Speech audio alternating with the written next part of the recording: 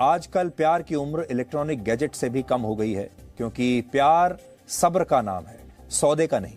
लेकिन अब सच्चे प्रेम की ये कहानी भी देखिए आज खास तौर पर वैलेंटाइंस डे के मौके पर। बिहार के पूर्णिया में रहने वाले 90 वर्ष के एक व्यक्ति ने पिछले 32 वर्षों से अपनी पत्नी की अस्थियों को संजो कर रखा है उनकी मृत्यु के बाद। इस व्यक्ति का नाम है भोलानाथ आलोक और इनकी शादी बहुत कम उम्र में हो गई थी और उन्होंने अपनी पत्नी से वादा किया था कि वो जिएंगे भी साथ साथ और मरेंगे भी साथ साथ।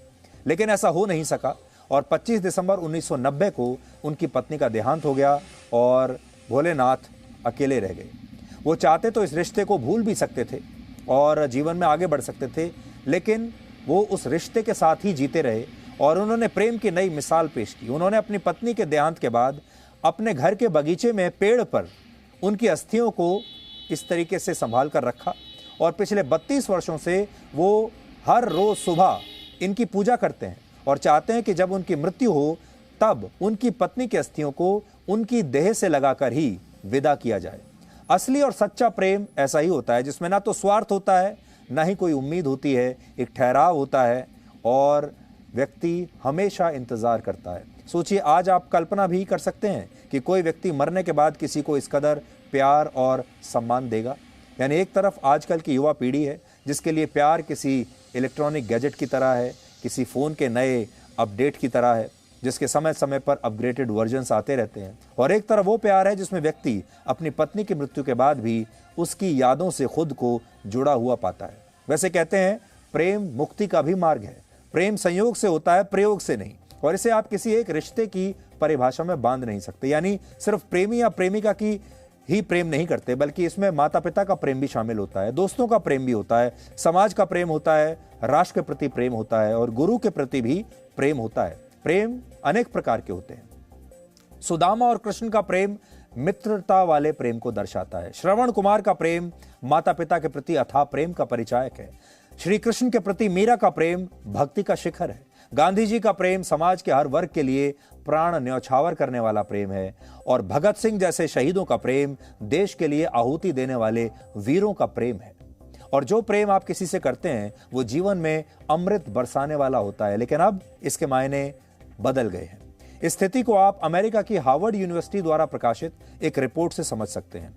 इस स्टडी के मुताबिक प्रेम के लिए आपका दिल नहीं बल्कि सिर्फ आपका दिमाग और शरीर में मौजूद कुछ केमिकल्स जिम्मेदार होते हैं। यानी अगर आपके शरीर में कुछ विशेष प्रकार के हार्मोन्स का प्रवेश करा दिया जाए तो आपको ऐसा लगने लगेगा कि आप प्रेम में हैं, जबकि हो सकता है कि असल में ऐसा ना हो, और यहीं पर लोग अक्सर गलती करते हैं। इस स्टडी के मुताबिक प्रेम की भावनाएं 3 चरणों में किसी को प्रभावित करती हैं।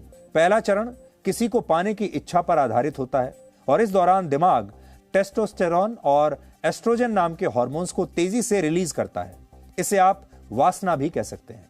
दूसरा चरण होता है आकर्षण का और प्रेम का तीसरा चरण होता है किसी के साथ जुड़ाव यानी अटैचमेंट महसूस करना। इसके लिए मुख्य रूप से 2 केमिकल्स जिम्मेदार होते हैं। पहला है ऑक्सीटोसिन और दूसरा है वैसोप्रेसिन। ये दोनों हार्मोन्स माता पिता, बच्चों और दोस्तों के प्रति प्यार और समाज के साथ मधुर संबंध बनाए रखने के लिए भी जिम्मेदार होते हैं। यानी प्यार का फॉर्मूला किसी लैब में भी तैयार किया जा सकता है और इस फॉर्मूले को अपनाकर आप प्रेम को महसूस कर सकते हैं। लेकिन क्या ये रासायनिक प्रेम सच्चा प्रेम हो सकता है? और क्या प्रेम को जीव विज्ञान और रसायन विज्ञान की भाषा में कभी समझा जा सकता है? प्रेम में आपका अपना कुछ नहीं होता, सब कुछ दूसरे को समर्पित होता है। लेकिन यह बात किसी लैब के फॉर्मूले में नहीं लिखी है। प्रेम पर संत कबीर ने अपने एक दोहे में कहा था, प्रेम गली अति सांकरी जामे दो ना समाए। यानी प्रेम की गली इतनी सकरी होती है कि उसमें 2 के लिए कोई जगह नहीं होती, किसी एक को तो मिटना ही पड़ता है। प्रेम की पहली शर्त ही होती है स्वतंत्रता। अगर आप प्रेम में पड़ने के बाद स्वतंत्र, आजाद महसूस नहीं करते और दूसरे को भी स्वतंत्र महसूस नहीं होने देते तो आपका प्रेम सिर्फ कुछ रासायनिक बदलावों का एक नतीजा है और इसके अलावा कुछ नहीं। प्रेम दिमाग से शुरू होता है और दिमाग ही इसकी उम्र भी तय करता है, जिस पर मिर्जा गालिब ने एक बहुत मशहूर शेर लिखा था। इसकी 2 पंक्तियां इस प्रकार हैं। कहते हैं इश्क जिसे खलल है दिमाग का। मौजूदा समय में ऑर्गेनिक लव का महत्व इसलिए भी कम होता जा रहा है क्योंकि लोगों ने प्रेम के चौथे चरण को भुला दिया है। 3 चरण तो हमने आपको बता दिए, चौथा चरण हमने रोक कर रख लिया था और ये चरण आत्मसमर्पण का चरण होता है, जब आप प्यार में खुद को पूरी तरह से समर्पित कर देते हैं। और इसके लिए आपको कोई मजबूर नहीं कर सकता, इसके लिए आपसे कोई कुछ कह नहीं सकता। ये मजबूरी का सौदा नहीं है, ये सब्र का सौदा है, ये अपनी इच्छा का सौदा है। हालांकि आजकल के दौर में प्रेम सब कुछ अर्पित करने का नहीं, बल्कि दूसरे के जरिए सब कुछ अर्जित करने का जरिया बन गया है। और ऐसा क्यों है, आज हमने इस पर आपके लिए एक रिपोर्ट तैयार की है जो आपको ये जरूर देखनी चाहिए। लेकिन बड़ा सवाल यह है कि जो भी आपको आज मिलता है, क्या वो अर्पित करने के लिए मिल रहा है या वो रिश्ता अर्जित करने के लिए है? सबसे बड़ा जो यक्ष प्रश्न होता है हर रिश्ते में वो यही होता है। और उस समय आज के दौर में किसी को ये समझ में नहीं आता कि ये जो रिश्ता है इसे क्या नाम दिया जाए।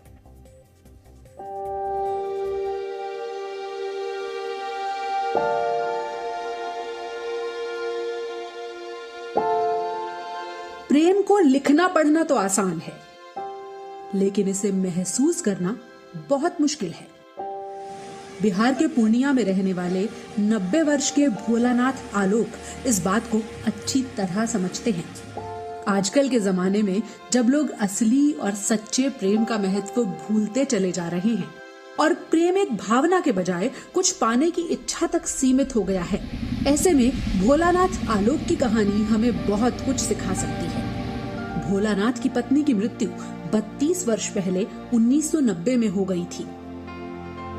उनके साथ जो वादा किया है हम बहुत बुलंदी में कहते हैं कि हमारा प्रेम जो है अमर है, जिस दिन मरी भी हूँ। अस्थि टांग के रखे हुए, बोले मैं जब मरूंगा तो मेरी नानी का अस्थि नाना जी के सीना पर टांग के रोज नाना जी पूजा करते हैं। सवेरे में भी जाके वहाँ फूल चढ़ाते और शाम में भी, और एनी टाइम वहाँ पर जाके प्रार्थना करते हैं। तो वो बहुत अच्छा लगता है जब भी होता है, जैसे कि कुछ शादी होता है तो सबसे पहला कार्ड भी उन्हीं को जाता है। यहाँ पे नाना जी ऐसा करते हैं कि लगता है कि नानी जी अपनी दिवंगत पत्नी के लिए भोलानाथ आलोक का ये प्रेम उनके समर्पण को दर्शाता है। उन्हें इसके लिए कभी कोई प्रशंसा या इनाम नहीं मिलेगा, न ही उन्हें किसी ने ऐसा करने के लिए कहा है। ये सब वो उस रिश्ते के लिए कर रहे हैं जो उनकी पत्नी की सांसें रहते हुए भी था और आज भी है। लेकिन दिल से निभाया जाने वाला ये प्रेम आजकल की पीढ़ी के लिए एक फैशन और ट्रेंड बन चुका है। स्पेशलिटीज तो कुछ नहीं है, बस लोग जाते हैं, प्यार मोहब्बत करते हैं, उधर उधर अपने लवर्स के पास जाते हैं, इसके अलावा और कुछ नहीं। लव कुछ नहीं है, बस दिमाग में जो केमिकल्स निकलते हैं ना, सिर्फ उनका ब्लेंड है और कुछ नहीं है। Waste of time I guess. ये एक अपॉर्चुनिटी होती है लोगों के लिए कि वो जिसे पसंद करते हैं या जिसके लिए उनके मन में भावनाएं हैं वो प्रकट कर सकते हैं। और ऐसे जो सप्ताह होते हैं इनमें कई लोगों के प्यार को एक्सेप्टेंस भी मिल जाती है और एक नई जिंदगी की शुरुआत होती है। जैसे हम दिवाली भी बनाते हैं तो एक वो होता है माइंडसेट, तो इसमें वैलेंटाइन डे पे एक दूसरे को कि हाँ ठीक है यू आर माई लव और ऐसे करके, या फिर क्वालिटी टाइम एक दूसरे के साथ स्पेंड करने को थोड़ा सा मिल जाता है उसमें। एक स्टडी कहती है कि प्रेम में इंसान दिल के बजाय अपने दिमाग के सामने सरेंडर कर देता है। दिमाग का बायां हिस्सा यानी लेफ्ट साइड हमारी भावनाओं के लिए जिम्मेदार होता है। विज्ञान की भाषा में इस हिस्से को लिम्बिक सिस्टम कहते हैं। किसी को देखने पर दिमाग के इसी हिस्से में केमिकल्स का कॉकटेल बनने लगता है और दिमाग से हैप्पी हार्मोन्स निकलने लगते हैं और दुनिया अच्छी लगने लगती है।